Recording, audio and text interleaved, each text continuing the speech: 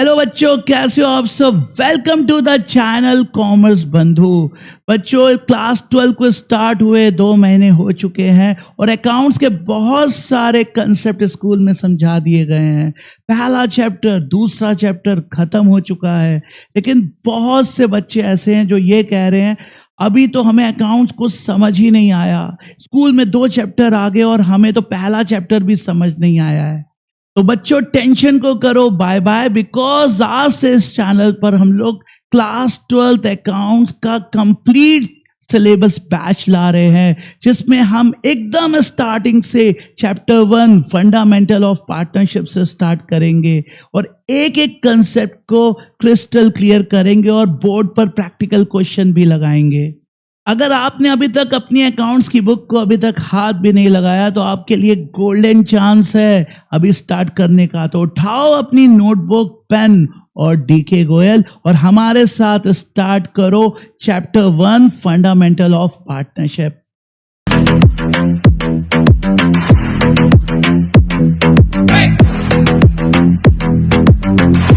तो चलिए फिर शुरू करते हैं क्लास 12 का chapter number 1, accounts for partnership firm fundamental. आपको एक बात बता दूं, आपने क्लास 11 में सोल प्रोप्राइटर की अकाउंटिंग की है और क्लास 12 में अब आप पार्टनरशिप पढ़ोगे, थोड़े कंपनी अकाउंट्स भी पढ़ोगे। ये फर्म क्या होती है, ये पार्टनरशिप फर्म क्या है, पार्टनर्स क्या है, ये सब थोड़ा बहुत समझते हैं। पहले हम लोग समझते हैं व्हाट इज पार्टनरशिप। पार्टनरशिप क्या है? देखो, पार्टनरशिप से अगर आप समझे तो जब 2 या 2 से ज्यादा लोग मिलकर किसी बिजनेस को करते हैं, जब 2 या 2 से ज्यादा लोग मिलकर किसी बिजनेस को करते हैं और इस बिजनेस का जो मोटिव होता है टू अर्न प्रॉफिट, इस बिजनेस का जो मोटिव है that is to earn profit, और इस प्रॉफिट को आपस में क्या करना, शेयर करना। जब 2 या 2 से ज्यादा लोग मिलकर किसी बिजनेस को करते हैं और उस बिजनेस का जो मोटिव होता है वो होता है प्रॉफिट अर्न करना, और उस प्रॉफिट को आपस में जितने भी लोग हैं वो शेयर करना, that business is known as partnership business. इससे हम लोग पार्टनरशिप फर्म भी कह सकते हैं यहां पर। और ये जो लोग हैं जो मिलकर ये काम कर रहे हैं, दे आर कॉल्ड पार्टनर्स। ये पार्टनर्स कहलाते हैं। ठीक है, पार्टनरशिप में लॉस भी हो जाता है, उन्हें लॉस भी शेयर करना पड़ता है, लेकिन कुछ कंडीशंस में लॉस सब लोग शेयर नहीं करते हैं। वो कुछ एक्सेप्शनल कंडीशन है, वो हम अभी बात नहीं कर रहे हैं, हमें इतने डिटेल में अभी जाने की जरूरत नहीं है। तो ये है बेसिक मतलब पार्टनरशिप का। तो अगर हम आगे बात करें बच्चों, तो ये है डेफिनेशन ऑफ पार्टनरशिप, जो कहां दी गई है, सेक्शन 4 में। सर आप ये क्यों बता रहे हैं? बिकॉज ये एमसीक्यू का पार्ट बन सकता है आपके, कि डेफिनेशन ऑफ पार्टनरशिप कहां दी गई है। पार्टनरशिप एक्ट 1932 सेक्शन 4 में ये दी गई है। तो क्या है ये डेफिनेशन? ये डेफिनेशन कहती है कि भाई partnership is the relation between person. Partnership एक रिलेशन है between person who have agreed to share the profit of the business. जैसा कि मैंने बताया कि वो एग्रीड हो गए हैं कि जो भी बिजनेस में प्रॉफिट होगा, जो भी बिजनेस में लॉस होगा, उसे वो आपस में क्या करेंगे, शेयर करेंगे। और एक बहुत ही दिलचस्प बात यहां पे लिखी गई है कि it is carried on by all or any of them acting for all. इसका मतलब क्या होता है कि पार्टनरशिप फर्म हो सकता है कि सब मिलकर चलाएं, जितने भी पार्टनर्स हैं, सपोज 5 पार्टनर्स हैं तो 5 मिलकर चलाएं। हो सकता है कोई एक उनमें से कहे कि भाई तुम लोग सब आराम करो, मैं चलाता हूं, और वो एग्रीड भी हो गए बिकॉज उनके पास इतना टाइम नहीं है कि वो इन्वॉल्व हो सके। तो ऐसा भी हो सकता है, carried on by all or any of them acting for all. तो ये है हमारा पार्टनरशिप का क्या, बेसिक डेफिनेशन। फीचर्स क्या है? पहला फीचर्स है 2 और मोर पर्सन, मतलब पार्टनरशिप में मिनिमम 2 तो होने चाहिए, 2 से कम फिर सोल प्रोप्राइटर हो जाएगा। ठीक है। अभी तो एक नया कंपनी आ गया है, ठीक है, आप बताना मुझे कमेंट में कि कौन सी कंपनी है जहां पे केवल एक ही पर्सन की जरूरत है, ठीक है। तो 2 और मोर पर्सन इसका पहला फीचर है। मिनिमम कितने होने चाहिए? 2, मैक्सिमम 50 इसकी रिस्ट्रिक्शन दी गई है। लेकिन एक बात मैं आपको बताऊं कि इसकी रिस्ट्रिक्शन पार्टनरशिप एक्ट 1932 में नहीं दी गई है। पार्टनरशिप एक्ट 1932 में इसकी डेफिनेशन नहीं दी गई है कि मैक्सिमम कितने पीपल होने चाहिए। ये बात कंपनी एक्ट में कही गई है 2013 सेक्शन 464 में कि मैक्सिमम 50 ही हो सकते हैं। सेकेंड पार्टनरशिप का फीचर है एग्रीमेंट। एग्रीमेंट से क्या मतलब है, मेरी बात ध्यान से सुनिए। पार्टनरशिप का जो बर्थ है वो एग्रीमेंट से होता है, जब 2 या 2 से ज्यादा लोग आपस में कॉन्ट्रैक्ट करते हैं या एग्रीमेंट करते हैं कि वो पार्टनरशिप करेंगे। सपोज ऐसे देखिए, ए और बी पार्टनर हैं, इन्होंने आपस में, चलो सी को भी ले लेते हैं, सी पार्टनर है, इन तीनों ने आपस में एग्रीमेंट किया है, इन तीनों ने आपस में एग्रीमेंट किया है। आगे चलकर अगर कुछ ऐसा हुआ कि सी की डेथ हो गई, भगवान ना करे ऐसा हो गई, अब सी का बेटा है ई, वो कह रहा है मैं अपने पापा की जगह ले लूंगा, तो वो नहीं ले सकता अपने पापा की जगह, बिकॉज ये ब्लड रिलेशन से नहीं आती है पार्टनरशिप, ये आती है एग्रीमेंट से। जो एग्रीमेंट हुआ था वो ए, बी और सी के बीच में हुआ था। यहां पे ई का कोई रोल था ही नहीं एग्रीमेंट में। ई केवल सी का बेटा है और बेटे होने के कारण वो पार्टनरशिप फर्म का पार्टनर बन जाए, ऐसा पॉसिबल नहीं है। हां, अगर ए और बी चाहे तो उसे फर्म का पार्टनर बनाएंगे, लेकिन फिर नया एग्रीमेंट बनेगा। तो पार्टनरशिप ब्लड रिलेशन से नहीं होती है, किससे होती है? एग्रीमेंट से होती है। फिर है existence of business and profit motive. Partnership में बिजनेस का होना जरूरी है और उस बिजनेस का मोटिव प्रॉफिट कमाना होना चाहिए। अब इसका मतलब क्या है? मान लीजिए 2 दोस्तों ने मिलकर एक कार ले ली। उन्होंने कहा आई संडे कार चलानी है, तू 3 दिन तू चला, 3 दिन मैं चलाऊं और संडे को हम लोग घूमने जाएंगे। ओके, ठीक है। तो क्या ये पार्टनरशिप हुई? 3 दिन तू चला ले, 3 दिन मैं चला लेता हूं और संडे को हम लोग मिलके घूमने जाएंगे। ये पार्टनरशिप हुई क्या? नहीं हुई ना, क्योंकि ये कोई बिजनेस थोड़ना है, ये तो उन्होंने अपने इंजॉयमेंट के लिए लिया है, तो इसे हम लोग पार्टनरशिप नहीं कहेंगे। और एक बात और, ये जो वो काम कर रहे हैं घूमने जाने का, उसमें कोई प्रॉफिट मोटिव भी नहीं है। यहां पे प्रॉफिट मोटिव का भी होना उतना ही जरूरी है जितना कि बिजनेस का। बिजनेस के साथ साथ प्रॉफिट मोटिव भी होना चाहिए। जैसे कोई चैरिटी ट्रस्ट कभी भी पार्टनरशिप फर्म बना के अपना काम नहीं कर सकते, बिकॉज उनका मोटिव प्रॉफिट कमाना नहीं होता। जैसे जो इंडिया में स्कूल खुलते हैं, हॉस्पिटल्स खुलते हैं, वो पार्टनरशिप फर्म बनाकर वो अपना स्कूल या हॉस्पिटल नहीं खोल सकते, बिकॉज उनका मोटिव प्रॉफिट कमाना नहीं है। ठीक है, तो पार्टनरशिप फर्म के लिए बिजनेस होना चाहिए और उस बिजनेस का मोटिव प्रॉफिट कमाना भी होना चाहिए। ठीक है, फिर और वो प्रॉफिट, जो चौथा फीचर है वो ये है कि उस प्रॉफिट को शेयर भी करना है।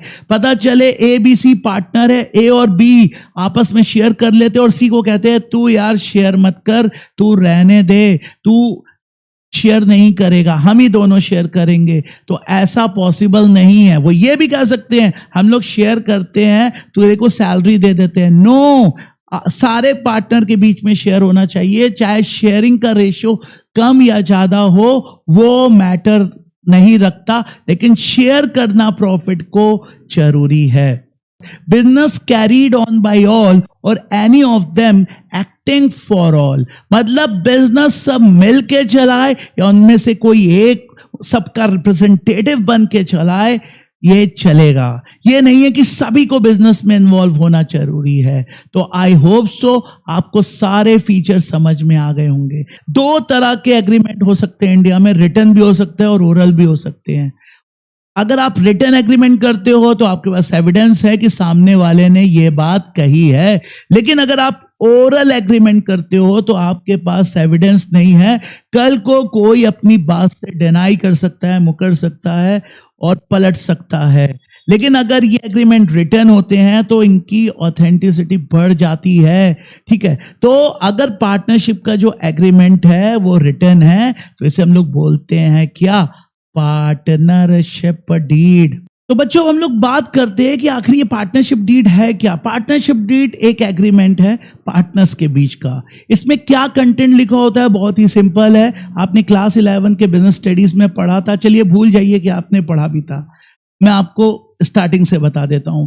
ये एक एग्रीमेंट होता है जो कि स्टैम्प पेपर पे लिखा जाता है। इसमें सारे पार्टनर्स के साइन होते हैं लास्ट में और 2 एविडेंस के भी साइन होते हैं। इसमें लिखा क्या जाता है, इसमें लिखा जाता है name of the firm, address of the firm, name of the partners, address of the partners, किस टाइप का बिजनेस है, आप स्टील के ट्रेडर हो कि एसी के ट्रेडर हो, आप कौन सा बिजनेस कर रहे हो, ये इसमें लिखा होता है।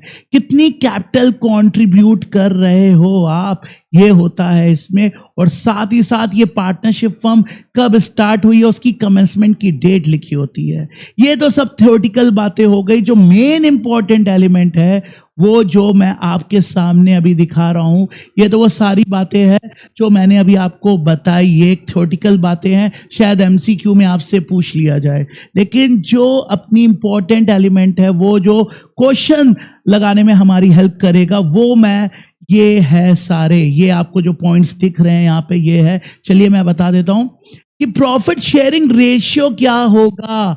मतलब 2 पार्टनर है ए और बी, वो किस रेशियो में प्रॉफिट और लॉस बांटेंगे, 3:2 में बांटेंगे, 2:1 में बांटेंगे, इक्वली बांटेंगे, कैसे बांटेंगे, ये बात लिखी होगी।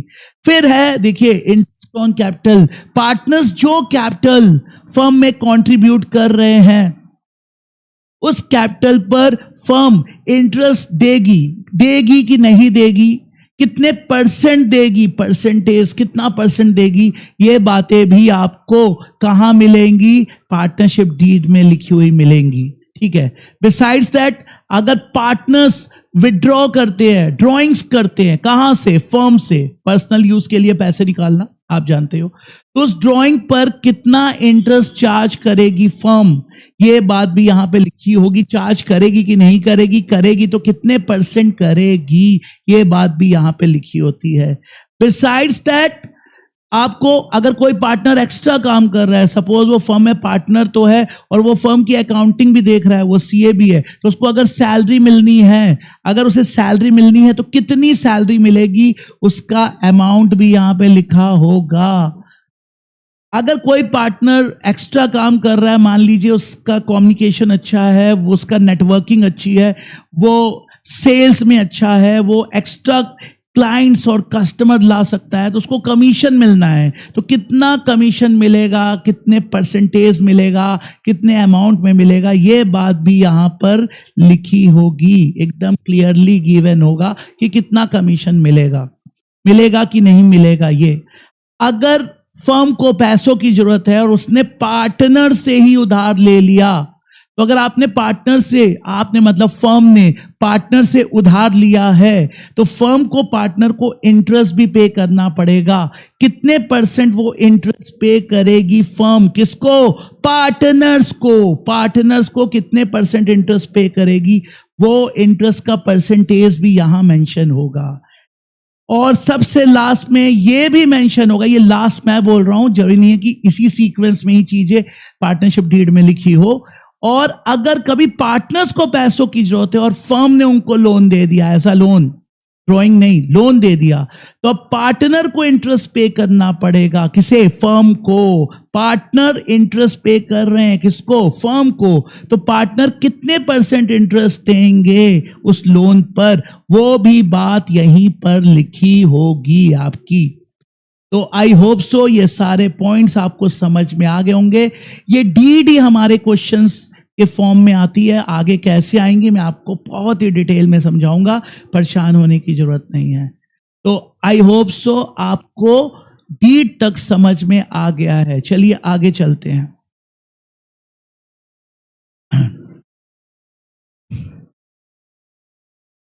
देखो आपने क्लास 11 में जब पढ़ रहे थे तो आप सोल प्रोप्राइटर की अकाउंटिंग कर रहे थे, अभी आप क्लास 12th में आ गए हो, अब यहां पे आप बड़े भी हो गए हो, ठीक है, ऑब्वियस सी बात है आप बड़े हो गए हो। तो पार्टनरशिप फर्म, पहले आप सिंगल पर्सन की अकाउंटिंग कर रहे थे, अब 2 या 2 से ज्यादा लोगों की मिलके अकाउंटिंग हो रही है, 2 मिनिमम 2 तो होंगे ही, अभी आपको बताया।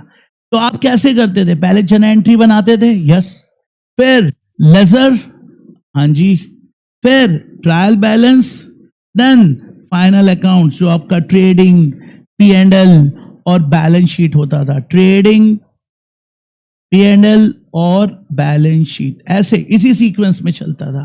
अब अगर हम लोग अब पार्टनरशिप फर्म की बात करें तो सीक्वेंस वही है, जर्नल एंट्री, ठीक है, लेजर, ठीक है, देन ट्रायल बैलेंस, ये सारा सीक्वेंस वही है, फिर फाइनल अकाउंट। फाइनल अकाउंट्स में पहला जैसे बनता था ट्रेडिंग, ट्रेडिंग के बाद P&L account, profit and loss account, profit and loss के बाद P&L एप्रोप्रिएशन। जी हाँ, ये एक नई चीज ऐड हो गई है, P&L एप्रोप्रिएशन, ये एक नई चीज आपके में ऐड हो गई है अब, ठीक है। पार्टनरशिप फर्म में P&L के बाद P&L एप्रोप्रिएशन बनाया जाता है। ये क्या होता है मैं अभी आपको समझाऊंगा। देन अभी आप पहले बनाओ पार्टनर्स कैपिटल अकाउंट, तो ये भी आपके लिए देखिए है तो इसका कंसेप्ट पुराना, बट इसका प्रेजेंटेशन आपको थोड़ा सा देखना है, पार्टनर्स कैपिटल। देन फिर आती है बैलेंस शीट। तो अब आपको यहां पे 2 नई चीजें सीखनी है कि भैया P&L एप्रोप्रिएशन अकाउंट कैसे बनाए और पार्टनर, बाकी आपको बेसिक आता है, मैं उन्हें भी बताता रहूंगा सो दैट कि आपको कोई प्रॉब्लम ना हो। तो आपको अभी सीखना है कि भाई P&L अकाउंट है क्या, P&L एप्रोप्रिएशन क्या है, ये सब चीजें आपको इस चैप्टर में सीखनी है कि पार्टनर्स कैपिटल कैसे बनता है, ये सारी चीजें आपको इस चैप्टर में सीखनी है। तो आप इसे नोट डाउन कर लो, पहले वो सिखाने जा रहा हूं कि P&L क्या है और P&L एप्रोप्रिएशन क्या है। तो थोड़ा सा मैं आपको क्लास 11 में लेके चलता हूं और समझाता हूं, ठीक है। पहले आप ट्रेडिंग अकाउंट बनाते थे, ठीक है, हाँ ट्रेडिंग अकाउंट बनाते थे आप लोग, और ट्रेडिंग अकाउंट में यहां पर जो आंसर आता था 2 ग्रॉस प्रॉफिट, अभी प्रॉफिट लेके चलते हैं, ये ग्रॉस प्रॉफिट आया।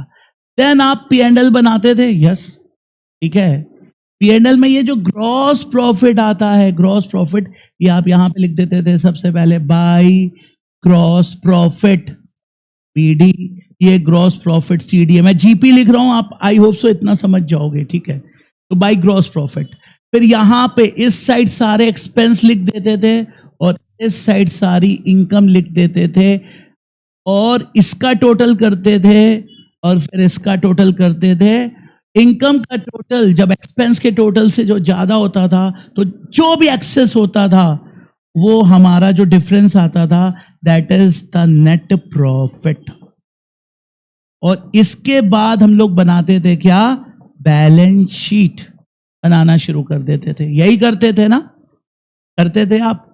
चलो अब बस आपको थोड़ा सा मॉडिफिकेशन करना है, ठीक है, वो क्या करना है मैं आपको समझा रहा हूं। अब आपका देखो जो P&L है, मेरी बात सुनना, अब आप क्लास 12 की बात करो, मेरी बात ध्यान से सुनो, क्लास 12 की बात करो, बाई ग्रॉस प्रॉफिट, ये जो आप ग्रॉस प्रॉफिट आया, इधर सारे एक्सपेंस आए, इधर सारी इनकम आई, ठीक है, इधर जो डिफरेंस आया इसके टोटल में से इसका टोटल आपने लेस किया, जो डिफरेंस आया वो आया क्या, सपोज नेट प्रॉफिट। अभी मैं प्रॉफिट लेके ही चल रहा हूं समझाने के लिए, लॉस भी हो सकता है, लॉस होगा तो क्या करेंगे, कैसे करेंगे, वो आगे की बात है।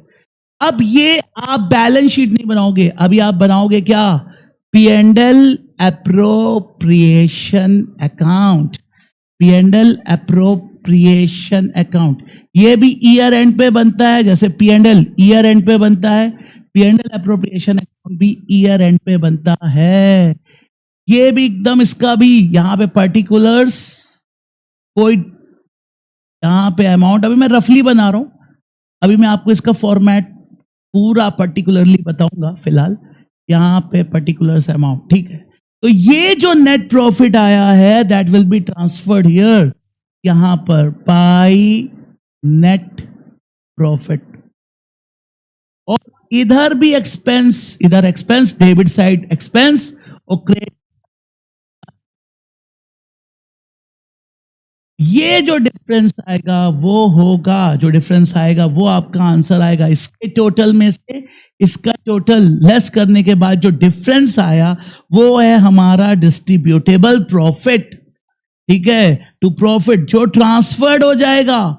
मतलब ये प्रॉफिट जो है ना वो ट्रांसफर्ड हो जाएगा इसमें, जो भी पार्टनर्स है, मान लो ए और बी पार्टनर्स है, तो ए और बी के पार्टनर्स है तो उनको ये प्रॉफिट डिस्ट्रीब्यूट हो जाएगा, जो रेशियो हम लोग डिसाइड करेंगे। तो इस तरह से बनता है। तो सर पीएनएल में भी एक्सपेंस आ रहा है, यहां पे भी एक्सपेंस आ रहा है, तो क्या दोनों एक्सपेंस सेम है? यानी जो आइटम पीएनएल में जाएगा वो पीएनएल एप्रोप्रिएशन में जाएगा क्या? यहां पे भी इनकम है, यहां पे भी इनकम है, तो जो पीएनएल में इनकम है वही वाली इनकम क्या एप्रोप्रिएशन में जाएगा क्या? नहीं, यही हमको समझना है कि पीएनएल और पीएनएल एप्रोप्रिएशन के आइटम क्या है। तो मेरा यहां समझाने का मेन मकसद ये था कि जो पीएनएल का नेट प्रॉफिट होता है that will be transferred to PNL appropriation account, that's it. PNL के बाद सीधा यहां बैलेंस शीट नहीं बनती है पार्टनरशिप फर्म में। पार्टनरशिप फर्म में पीएनएल के बाद बनता है क्या? PNL appropriation account. याद रख लो, ये अच्छे से याद रख लो कि पीएनएल के बाद पीएनएल एप्रोप्रिएशन अकाउंट बनता है। तो क्या सर हमें पीएनएल भी बनाना पड़ेगा, पीएनएल एप्रोप्रिएशन भी बनाना पड़ेगा? नहीं, मोस्ट ऑफ द केसेस में आपको केवल एप्रोप्रिएशन अकाउंट बनाना है और पार्टनर्स कैपिटल इस चैप्टर में, और आपको बैलेंस शीट भी बनाने के लिए नहीं कहा जाता है जनरली। तो आपको जो कहा जाता है वो आपको बनाना है, चना एंट्री करने के लिए भी कहा जाता है, वो सब मैं आपको सिखाऊंगा, पैनिक होने की जरूरत नहीं है। तो अभी हम जो सीख रहे हैं केवल उस पे फोकस करेंगे कि पीएनएल का जो नेट प्रॉफिट आया, जो आपने क्लास 11 तक सीखा है, पीएनएल का जो नेट प्रॉफिट आया that will be transferred to PNL appropriation account, ठीक है। अब इन दोनों में क्या डिफरेंस है ये मैं आपको समझाने जा रहा हूं कि पीएनएल में क्या आइटम जाते हैं और पीएनएल एप्रोप्रिएशन में क्या जाते हैं। पीएनएल और पीएनएल एप्रोप्रिएशन समझिएगा, ठीक है। पहला डिफरेंस तो आपको समझ में आ गया कि पहले हम लोग पीएनएल बनाएंगे, उसका जो भी आएगा नेट प्रॉफिट वो ट्रांसफर्ड हो जाएगा, यहां पर ट्रांसफर्ड हो जाएगा, किस साइड? क्रेडिट साइड ट्रांसफर्ड हो जाएगा। तो मतलब पीएनएल एप्रोप्रिएशन अकाउंट बनाने से पहले हमें पीएनएल बनाना है, इज इट क्लियर? ओके। दूसरा, यहां पे भी नॉमिनल अकाउंट्स जाते हैं और यहां पे भी नॉमिनल अकाउंट्स जाते हैं, यहां पे भी नॉमिनल, यहां पे भी नॉमिनल, दोनों नॉमिनल है। जैसे salary, rent, commission, commission receive, rent receive, these are nominal accounts. Sir यहां पे भी नॉमिनल जा रहे हैं और यहां पे भी नॉमिनल जा रहे हैं, मतलब सेम? नहीं, रुको एक मिनट, सब्र करो। यहां पर जाते हैं पार्टनरशिप फर्म और आउटसाइडर्स के बीच के ट्रांजैक्शन, और यहां पे जाते हैं पार्टनरशिप फर्म और पार्टनर्स के बीच के ट्रांजैक्शन। सर इसका मतलब क्या हुआ? इसका मतलब बड़ा ही सिंपल है, पर पार्टनरशिप फर्म और आउटसाइडर्स के बीच के ट्रांजैक्शन जाएंगे जो नॉमिनल नेचर के हैं, और यहां पर पार्टनरशिप फर्म और पार्टनर्स के बीच के ट्रांजैक्शन जाएंगे जो नॉमिनल नेचर के हैं। तो इसका मतलब समझो, अगर हमने सैलरी दी है किसको? मैनेजर को, ठीक है, तो salary is a nominal account. चलो पहला क्राइटेरिया इसका भी फिल हो गया, इसका भी फिल हो गया। किसको दे रहे हैं? Manager, manager is outsider. Partnership firm के लिए पार्टनर ही केवल अपना है, बाकी सब आउटसाइडर है, ये याद रखिएगा, और सब आउटसाइडर है। तो पार्टनरशिप फर्म ने किसको सैलरी दी है? मैनेजर को, तो मैनेजर उसके लिए क्या है? आउटसाइडर। तो salary to manager, salary nominal account है, यस, और मैनेजर आउटसाइडर है, तो सैलरी टू मैनेजर आपका पीएनएल का आइटम हो गया। और यही सैलरी अगर पार्टनर को दी जा रही होती सैलरी टू पार्टनर, तो salary is a nominal account, yes, और पार्टनर के साथ ट्रांजैक्शन हो रहा है तो ये कहां जाएगा? P&L appropriation. अगर यही कमीशन आप मैनेजर को दे रहे हो या स्टाफ को दे रहे हो तो वो P&L अकाउंट में चला जाएगा, और यही कमीशन अगर आप पार्टनर को दे रहे हो, क्योंकि commission is a nominal account, ये चला जाएगा P&L एप्रोप्रिएशन में। बस यही लॉजिक है। इंटरेस्ट ऑन कैपिटल, कैपिटल पर इंटरेस्ट किसको देते हैं? पार्टनर्स को। कौन देता है? फर्म। एक बात और, हम फर्म की अकाउंटिंग कर रहे हैं, पार्टनर्स की नहीं। क्लास 11 में पढ़ते थे बिजनेस की अकाउंटिंग हो रही है, बिजनेसमैन की नहीं। यहां पे फर्म की अकाउंटिंग हो रही है, पार्टनर्स की नहीं। तो अगर बात करें, अगर हमने इंटरेस्ट दिया, हमने मतलब फर्म ने इंटरेस्ट दिया किस पर? कैपिटल पर। किसको? पार्टनर्स को। Interest on capital is a nominal account, और किसको पे कर रहे हैं? पार्टनर्स को। तो भाई अगर हम पार्टनर्स को पे कर रहे हैं तो ये P&L एप्रोप्रिएशन का आइटम हो गया। तो आई होप सो समझ में आ गया होगा। आप इसको और अच्छी तरह से समझने के लिए एक दो बार इस वीडियो को देख लेना, इस टॉपिक को देख लेना। एक बात मैं आपसे कहना चाहता हूं कि बहुत सारे ऐसे बच्चे होंगे जो कोचिंग इंस्टीट्यूट नहीं ज्वाइन कर सकते होंगे due to any of the reason.